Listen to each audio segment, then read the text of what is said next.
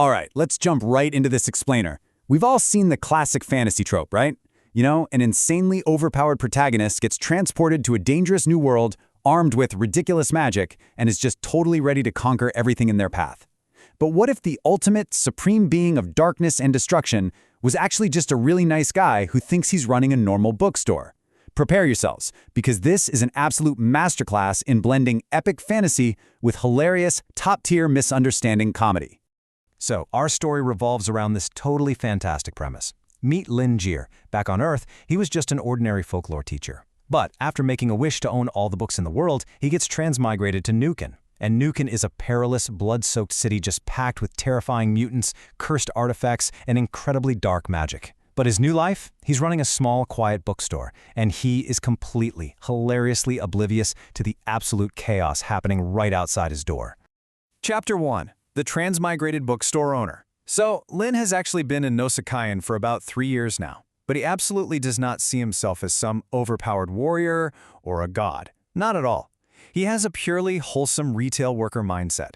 To him, he's just a friendly local business owner offering excellent customer service. He genuinely believes that a warm smile and a good book can fix almost any of life's problems. And this right here is the absolute core, dramatic irony of our entire story. On one side, we have Lin's reality. He thinks he's just a nice guy handing out self-help books and some chicken soup for the soul to his troubled customers. But on the other side, the gritty reality of Nakken. Literally every single person who walks through his doors interprets his mundane, everyday books as forbidden eldritch knowledge. They don't see a nice retail guy, they view Lin as an omnipotent, supreme entity of darkness.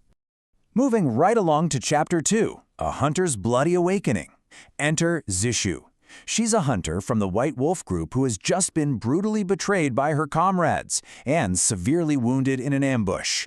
Bleeding out, desperate for a place to hide from her pursuers in the pouring rain, she stumbles into the literal only place with its lights on, Lin Jie's bookstore. Now, Lin just sees a sad girl going through a really tough time, maybe a bad breakup or maybe some workplace bullying, so he drops some deeply generic life advice. He tells her, face your primitive desires to be reborn from the ashes.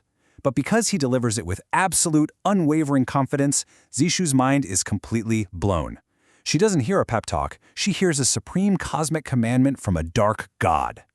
The disconnect here is literally insane. Lin kindly offers her a cup of hot water just to warm her stomach, and hands her an old, boring book to distract her from her troubles.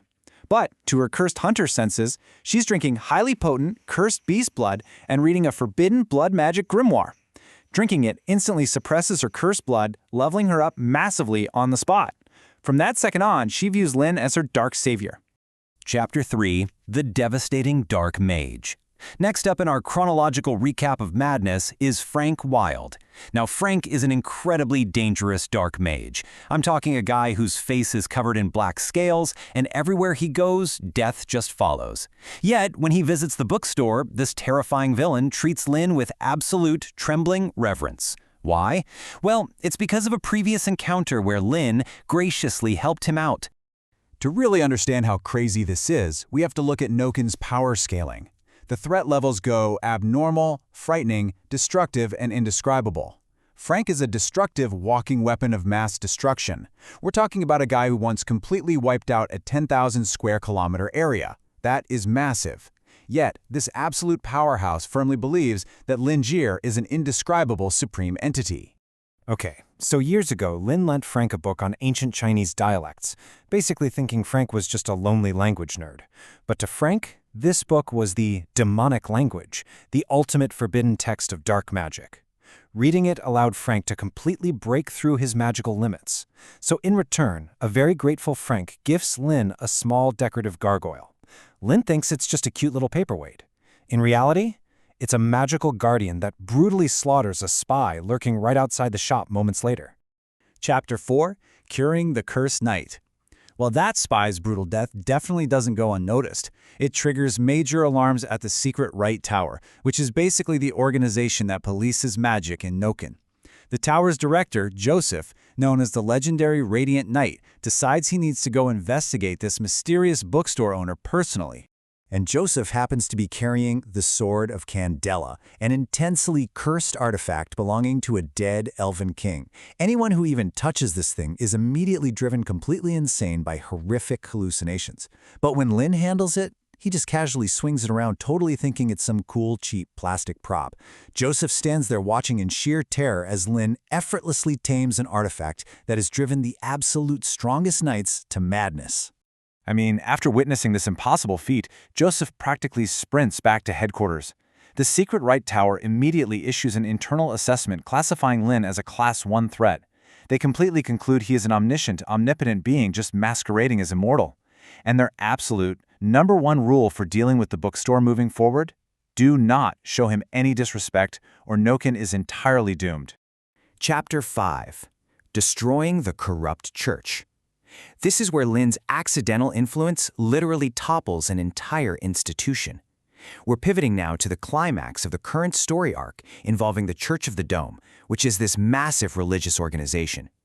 Enter Father Vincent, a blind exorcist priest who happens to visit the bookstore. How do you accidentally start a holy war? Well, this whole conflict starts entirely by accident. A grumpy neighbor complains about the noise and the weird vibes coming from Lin's shop, and somehow that translates into a blind priest getting sent over to perform a literal exorcism. Lin, seeing a blind man out late at night, naturally assumes the guy is just feeling down and needs some inspiration in his life. So Lin, being Lin, hands him a braille copy of the inspiring book 3 Days to See. But as you can probably guess by now, to Vincent, the book isn't just paper. It is a divine artifact radiating a blinding holy light. This light violently purifies Vincent's addiction to the church's cursed holy moon brain cigarettes, instantly exposing the entire church as a corrupt, mind-controlling cult. Empowered by this so-called book, Vincent literally gains the strength to crush the Pope's personal assassin, Buck. Chapter 6, The Accidental Supreme Being. Now let's look at how all these accidental machinations finally converge into this massive cinematic climax. Without throwing a single punch or casting even a single spell, our entirely ordinary bookstore owner has completely rewritten the power structure of an entire world. Just look at the sheer speed of this accidental conquest. In just about 5 days, he cures a desperate hunter, empowers the city's most feared dark mage, casually tames a legendary cursed sword like it's a toy, and sparks a holy rebellion that threatens to destroy the city's most powerful, corrupt institution. He conquered the city's underworld in less than a week, literally without even trying. And the result? Noken's absolute most powerful factions have now all gathered at his tiny bookstore. You've got the Hunters, the police force of the Secret Right Tower, the new True Church led by Vincent, and the heavy financial backing of the Commerce Guild. They've formed this unstoppable, secret alliance, and it's united purely by their shared, terrifying reverence for Lin Jie. Which leads us to literally the ultimate dramatic irony of the final scene. Picture this. These legendary faction leaders are all gathered around Lin, sweating bullets, fully believing they are receiving grand strategic orders for a brutal holy war to cleanse Noken. And Lin? Lin is just happily pointing at a piece of paper, explaining the floor plan and the seating arrangements for his brand new casual book cafe next door. It is just a hilariously, brilliantly constructed narrative of misunderstandings. Every single faction is playing 4D chess, while Lin is just playing a casual game of retail management. So, the big question is, will Lin ever realize the world sees him as an all-powerful god, or is Noken completely doomed to eternally worship a guy who just wants to sell some coffee and a few good books? I guess we're just going to have to wait to find out. Thanks so much for joining me on this explainer today, and as always, keep learning.